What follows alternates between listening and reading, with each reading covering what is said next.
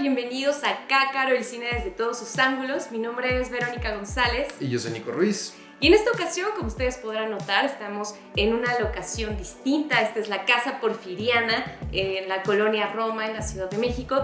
Y pues esta locación forma parte del catálogo de Cefilma, de la Comisión de Filmaciones de la Ciudad de México, que ustedes pueden consultar ahí en su página de internet. Y justamente el día de hoy vamos a tener un programa dedicado a el scouting y las locaciones. De eso va a tratar nuestro ABC del cine, y también tenemos una entrevista preparada con el director de Cefilma, Guillermo Saldaña.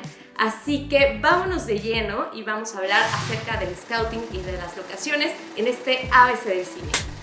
Bueno, ya aprovechando que estamos en nuestro nuevo Ocupa, en una casa porfiriana de la que no nos van a volver a sacar, les decimos eso. ¿Qué es lo que están viendo? ¿Cuál es la realidad que están viendo alrededor de nuestro espacio? En cada película, en cada serie de televisión, en cada, construcción audiovisual que se sitúa en cualquier espacio, hay una construcción que se hace a propósito de ese espacio.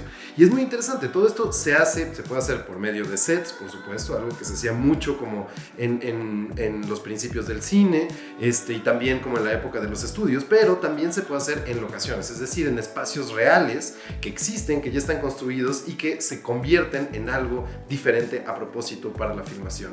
Todo este proceso, el proceso de encontrar espacios para grabar, de encontrar locaciones, es algo muy interesante y que se llama scouting. Y digamos que ahorita, en esta época de pantallas verdes, es un arte que poco a poco se está perdiendo. ¿Cómo funciona este asunto del scouting o de las locaciones? Bueno, si lo piensan, en un principio se filmaba lo que sucedía en el mundo. Las filmaciones, como ya lo hemos dicho muchas veces en el principio del cine, tenían otro propósito. No estaban hechas como para la ficción o algo así, sino más bien para grabar algo que estaba ocurriendo, la salida de unas obreras de una fábrica, la llegada de un tren a una estación de trenes, etc. Se filmaba la vida tal como estaba pasando, digamos, ¿no?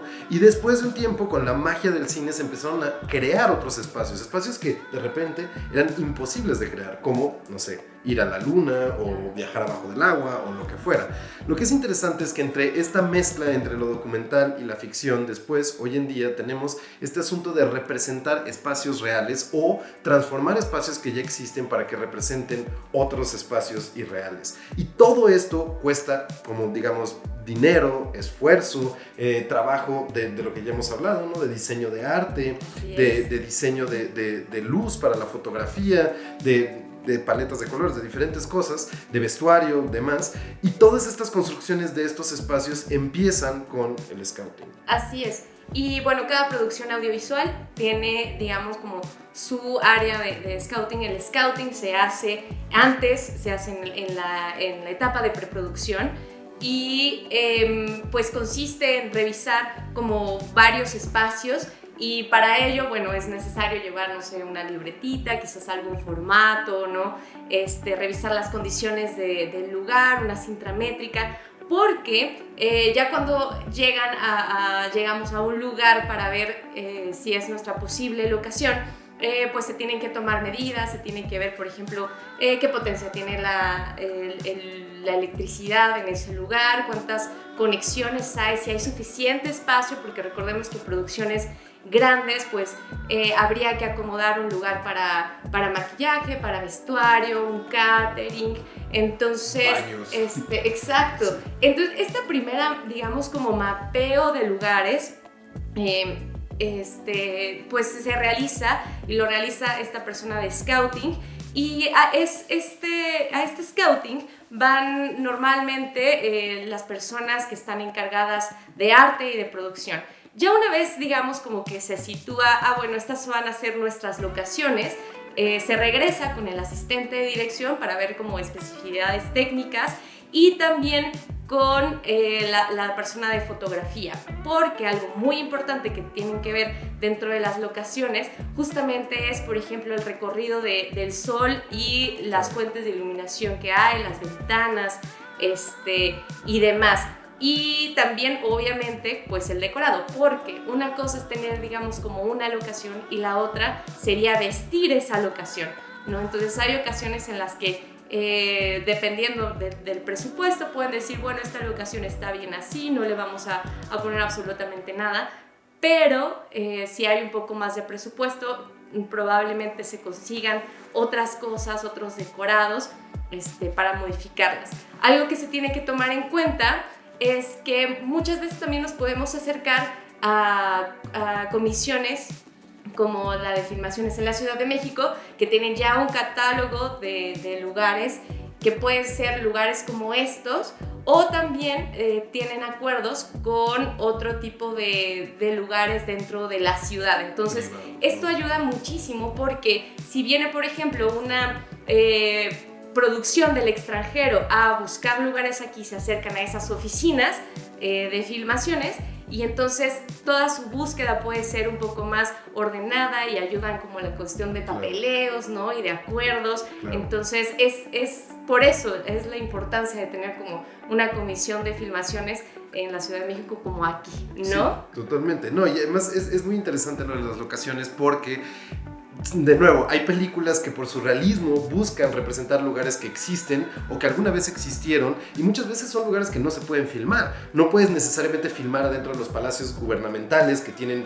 oficinas, ¿no? Y que están trabajando. Entonces lo tienes que recrear de alguna manera. Los puedes tomar por afuera y luego recrear ese espacio en otro lugar. O luego, por ejemplo, lugares futuristas. En algún momento, no sé, recuerdo la película de Paul Verhoeven, que ya hemos mencionado varias veces, Total Recall, se filmó en la Ciudad de México porque le parecía que el retrofuturismo peculiar, modernista de Lance Wyman, por ejemplo, encontraba su lugar perfecto, su realización perfecta en el Metro Chabacano.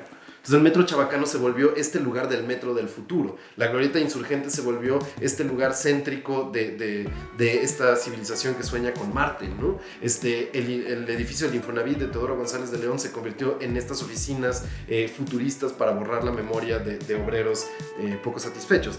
Y es muy interesante eso, cómo las locaciones van creando espacios que muchas veces existen porque tienen otra función en nuestro mundo. Otros ejemplos que son como también bastante interesantes son, por ejemplo, de un maestro de buscar locaciones, un neurótico como Stanley Kubrick, ¿no? Kubrick encontraba, sea para locaciones de, digamos, estos dramas, comedia tras bambalinas de guerra como Doctor Strangelove, con esta fascinación de los cuartos de guerra, por ejemplo, ¿no? Medio brutalistas, medio sí, es bastante evocadores, con este tipo de luces en el techo, pero también locaciones reales, dolorosamente reales, como en Barry Lyndon, o incluso si ustedes se encuentran por ahí, hay un libro de Taschen sobre la película que no hizo Stanley Kubrick, de Napoleón, en donde estaba tratando de recrear todos los espacios de la vida de Napoleón, y ahí se ve su catálogo de scouting, en donde él iba a buscar las locaciones, les tomaba fotos en diferentes horas del día, en diferentes ángulos, ¿no? Y iba pensando cómo hacer eso. Sus anotaciones también son neuróticas, cómo suenan los pájaros alrededor para grabar eso, ¿no? Cómo suenan las ramas de los árboles, no sé, o sea, las consideraciones de las locaciones pueden ser muchísimas y variadas, y no lo tienen que pensar nada más en la ficción. Es muy importante también pensar que se hace scouting de locaciones cuando se graba documental. Y por ejemplo, uno de los casos que más me parece fascinante es, digamos, el proceso de scouting y conocimiento íntimo y político de Pedro Costa cuando estaba grabando en el barrio de Fontainas durante muchos años. Cuando ves una película como Vitalina Varela, parece que la foto es algo totalmente pensado y sobrepensado y muy, no sé, muy planeado. La cosa es que no tenía iluminación externa, no tenía absolutamente nada. Lo único que tenía es que había hecho scouting, que había visto estas locaciones durante años y sabía exactamente a qué hora del día pegaba la luz de tal manera, y nada más tenía que poner la cámara ahí para filmarlo. He ahí la importancia justamente de la elección del scouting y de las locaciones. Ya se mencionó, es un proceso que se hace en la preproducción, el desglose de guión, y pues tiene muchísimo que ver como con el resultado final de cada producción audiovisual. Así que vámonos a un corte y regresamos para esta entrevista con Guillermo Saldaña.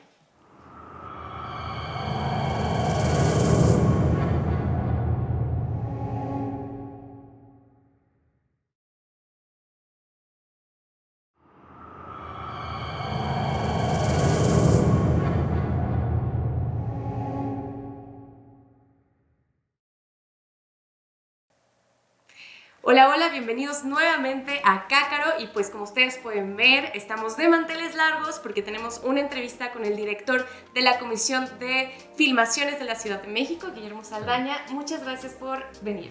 Gracias a ustedes por invitarme, muchas gracias de verdad. Y pues bueno, sabemos que la Comisión de Filmaciones tiene como diferentes actividades, ¿no? O sea, sacan como el anuario estadístico, apoyan de diferente forma a las producciones audiovisuales, tienen un catálogo enorme de locaciones, pero me gustaría saber un poco más acerca del quehacer de la comisión, cómo es que surge, ¿no? Y bueno, cuál es como su finalidad. Ok, la Comisión de Filmaciones surge exactamente hace 12 años y se forma y se crea más bien por la necesidad que había en ese momento de todas las producciones de tener sobre todo una ley establecida, o sea, un juego estandarizado, ¿no? A nivel ley, sí. Y sobre todo esto para evitar la corrupción que se daba en las 16 delegaciones anteriormente. Claro. Porque me han contado anécdotas en donde pedían un permiso, vamos a filmar en tal calle. Sí, te damos el permiso. Pero entonces llegaban y ponían el tripié. Tienes el permiso para filmar, pero no para poner el tripié. Entonces era, ¿no? O sea, había una corrupción rampante. Sí, hace más de... un coche, pero no te puedes bajar. Pero no te puedes bajar, sí, ¿no? Entonces, no, ellos mismos te ponían trabas.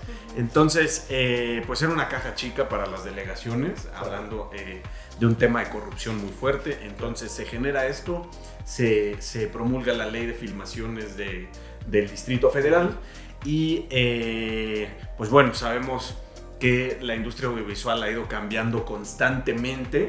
¿Y qué es lo que hacemos ahora? No solo somos pues una ventanilla única de emisión de permisos o de emisión de autorizaciones, sino lo que hacemos, pues vivimos en una ciudad de las más caóticas del mundo, sí. Yo podría decir, ¿no? Sí. Y de las más pobladas, y es un ambiente totalmente vivo, orgánico, en donde tenemos comunidad vecinal, tenemos comunidad de empresarios, de pequeñas y medianas empresas, y entonces, ¿cómo hacemos nosotros? Lo que hacemos es, le damos todo el acompañamiento a las producciones para poder viabilizar las partes de la ciudad en donde ellos quieran filmar sin agraviar o sin pasar sobre los derechos de los demás a habitar, a libre tránsito y también de otros negocios a trabajar. Cuando también nosotros priorizamos este diálogo entre comunidad, entre autoridades políticas y industria audiovisual. Entonces, cada proyecto nosotros lo viabilizamos y nosotros generamos este acompañamiento y emitimos las recomendaciones de cómo llevar a cabo ciertas escenas o ciertos ejercicios audiovisuales, sobre todo en estas cuestiones de ficción que a veces son pues muy complejas, porque cada vez hay efectos especiales mayores, cada vez hay necesidades, digamos que sí se hacen mucho más complejas. Claro. Entonces nosotros nos sentamos, llevamos todo este acompañamiento desde el proceso de la preproducción, digamos. Y así además vemos las necesidades de cada proyecto, claro. Porque pues cada proyecto es un hijo distinto con necesidades que varían, ¿no? De un proyecto a otro, tus necesidades son muy distintas. Claro. Entonces nosotros nos vamos adaptando a cada proyecto. Claro, sí, porque eso es interesante. O sea, imagínense ustedes que aquí estamos hablando desde el proyecto más chiquito, cortometraje estudiantil, hasta una mega producción, hasta comerciales, videos musicales, ¿no? Así, cantidad de cosas. Y es muy interesante porque acuérdense ustedes de esto de como camiones cerrando una calle, impidiendo que pasaran, cuestiones de corrupción para la industria audiovisual y demás. Todas esas cosas se tenían que regular de alguna forma, ¿no? Y es ahí en donde entran ustedes, para no molestar a la ciudadanía y todo eso, pero también para fomentar la inversión de una manera saludable, ¿no? De que no se andar distribuyendo moches para hacer cosa, aquí claro. Eso no existe de ninguna manera. Claro. Lo que nosotros hacemos es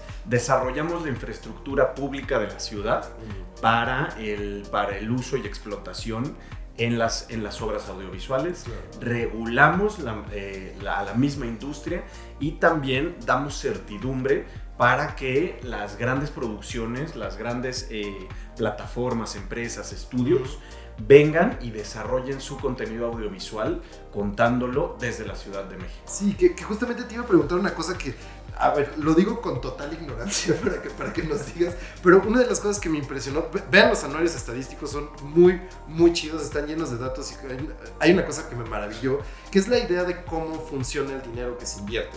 ¿Y a qué me refiero con esto? Que, bueno, hay muchísimas producciones que se pagan sobre todo de series, ¿no? Y comerciales, que es como un buen bonche de los permisos que se pagan. Pero lo que me parece interesante es cómo se distribuye este dinero, porque tengo entendido, te lo pregunto muy inocentemente, que el 50% va a los costos operativos de la comisión, pero el 50% se reinvierte para el cine nacional, ¿no? Así es. Y eso me parece fabuloso, porque todas las publicidades, que pues, está bien, se graban y se tienen que grabar, sirven para financiar el cine. Exactamente, por ley, el 50% de un costo de un permiso, digamos, Ajá, apoya la función operativa de la comisión. Entonces, esto quiere decir que además nosotros no le costamos a la ciudad. Sí, claro. O sea, Nosotros sí, somos claro, un autogenerado y somos autosustentables. Claro. Y además de ese 50% se da a Procine, que es el fideicomiso de apoyo a la cinematografía en la Ciudad de México, de donde se financian proyectos como Cine en la Ciudad, se hacen convocatorias, se apoyan, acaba de haber hace, si no mal recuerdo, un año, o hace un poquito más que fueron, que el Metro cumplió años. Ellos organizaron un concurso de cortos sobre el metro y entonces daban un premio. Pero también para los cineastas, digamos, emergentes o noveles de la Ciudad de México, se les apoya en su proceso de producción y además de postproducción. O sea, se les dan cantidades monetarias para apoyarlos en el proceso. Que eso es maravilloso, porque si ustedes pensaban, y me incluyo también, que las telenovelas no servían para nada, pues justamente a través de este tipo de cosas operativas o la publicidad se puede regresar y puedes hacer que cosas que nos parecen no tan sustanciosas sirvan para financiar el futuro del cine nacional. Ahí podríamos, ¿no? Ya cada quien entra pues en gustos personales, claro, ¿no? De géneros y de estilos y qué le gusta ver, pero tanto una telenovela, un comercial, una película muy seria, o una película de autor, digamos, una película muy comercial, ahí lo que hacen es desarrollan el potencial de nuevos cineastas en la Ciudad de México, además de que se financian proyectos como Cine en la Ciudad, que es llevar todas estas grandes pantallas a lugares públicos, y sobre todo de alta marginación en la Ciudad de México, ¿sabes? Digamos, a estos poblados muy alejados, en Milpalta, pues en estas zonas de Tlalpan o de Magdalena Contreras, las zonas muy altas, donde es difícil que la población pues vaya al cine. Sí, descentralizar esa cultura. Exactamente, ¿no? Nosotros les llevamos este festival de Cine en la Ciudad, que además fue una iniciativa de nuestra jefa de gobierno. Nos dijo, hay que llevar esto grande, hay que hacerlo y hay que apoyar también a los cineastas mexicanos. Entonces creamos un circuito de exhibición alterno. Ya no tenemos nada más la cineteca, los cines estos de... Tenemos exactamente un circuito alternativo para que la gente pase sus productos audiovisuales, pase sus obras. Y eso está buenísimo, o sea, porque aparte la comisión también hace este tipo de trabajos. Y hablando un poquito más como de la producción audiovisual, ¿qué personas se pueden acercar a la comisión como para pedir estos apoyos? O sea, ¿tienes que estar registrado en alguna plataforma, ser productor, o un estudiante puede hacerlo, o un productor independiente? ¿Cómo es, digamos, cómo es el proceso? El proceso es muy sencillo. Nosotros vamos a atender a quien tenga desde la duda más pequeña hasta, digamos, traiga la producción más grande. Nosotros atendemos y apoyamos a todos y les damos acompañamiento. Aquí lo que pasa es, por ejemplo, a los estudiantes no se les cobra absolutamente ningún peso. ¿no? Ni un peso se les cobra por darles el permiso. Hay un acuerdo ahí con las escuelas de cine, entonces no les cobramos nada. Hay un programa de estímulos que se llama 100% mexicano, que cuando es una obra cinematográfica y cumple ciertos requisitos, se les hace un descuento del permiso del 80%. Oh, buenísimo. Y es parte de lo que hacemos. También, por ejemplo, cuando es un trabajo que no conlleva mayor infraestructura de camiones, ¿sabes? Lo que hacemos, damos avisos que no tienen ningún costo, pero sí tienes que estar registrado como productor. ¿A qué me refiero? Digamos que también para pedir un aviso o un permiso necesitas estar dado de alta en un padrón de productores que tenemos, que además supera los 2.500 productores. Wow. Es una cantidad ahí bastante buena. Tenemos aproximadamente, este año hemos tenido como 600 o 700 en activo de esos 2.500. Entonces, básicamente lo que necesitas pues es estar dado de alta con nosotros y que tengas una póliza de seguro de gastos de daños a terceros por gastos mayores. Okay. Para brindar esta certeza. Sí, claro. Y además, esto está en la ley de filmaciones de la Ciudad de México. Entonces, las reglas son muy claras. Nosotros no todo lo atendemos además por el sistema de administración de avisos y permisos, que es una plataforma virtual que todas las producciones tienen su usuario y contraseña, y entonces tú estás viendo en tiempo real el avance de tu permiso. Y entonces también es un ejercicio de transparencia. Claro, ya más importante para la producción, ¿no? Para medir tiempos y todo eso. O sea, tú vas viendo cómo va saliendo eso, ¿no? Claro, tratamos de hacer un ejercicio mucho más eficiente. O sea, un ejercicio administrativo eficiente. Claro. Evitar estos grandes traslados hacia el centro en donde están las oficinas. Sí. Todo a través de una plataforma. Y además ahí sí no hay que se equivocó tal y no, que el fallo es... No. Yo llegué a ir a pedir permisos ahí así hace, no sé, 15 Era un años. show. Sí, y estabas ahí, te era un dejaban espectáculo, esperando, te dejaban esperando. Que te dieran el sellito. Revisabas el permiso, Sí, era te horrible. decían sí, no, si se te iba algo así te lo llevabas. Sí. Aquí todo lo tienes en transparencia, en tiempo real, y ves precisamente en qué paso vas. Claro. Entonces, digamos que es un espejo de 2 vías y es totalmente ya un proceso transparente. Eso está buenísimo. ¿Y producciones extranjeras también se acercan con ustedes? Todos. Ok. Todos absolutamente sobre todo las producciones extranjeras, porque las producciones extranjeras traen cuestiones muy complejas en lo que filman, ¿no? Y sabemos que la narrativa y sobre todo la hechura, o sea, la manera de ellos de maquilar el producto es muy compleja. Claro. Entonces traen muchos camiones, traen mucho arte, traen mucho vestuario, además que luego traen perfiles muy altos. Claro. Y entonces sí se acercan con nosotros, bajan y nosotros participamos, digamos, en el proceso de preproducción.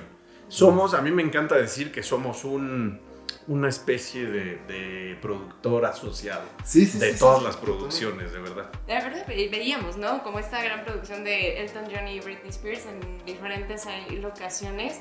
Y pues la verdad es un trabajo que ahorita conociéndolo mejor, que sí aporta mucho a toda la producción audiovisual que se realiza en la Ciudad de México, que aparte es una ciudad muy hermosa, no es una ciudad donde se realizan muchísimas producciones, donde se centraliza también la producción en México. En Latinoamérica.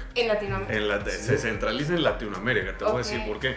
Porque digamos que, además que son ciudades hermanas, que Sao Paulo, Bogotá y Buenos Aires, tienen también grandes niveles de producción. Sin embargo, quien está después de nosotros es Sao Paulo y estamos como a 1.5 arriba de ellos de Sao Paulo, en actividad audiovisual.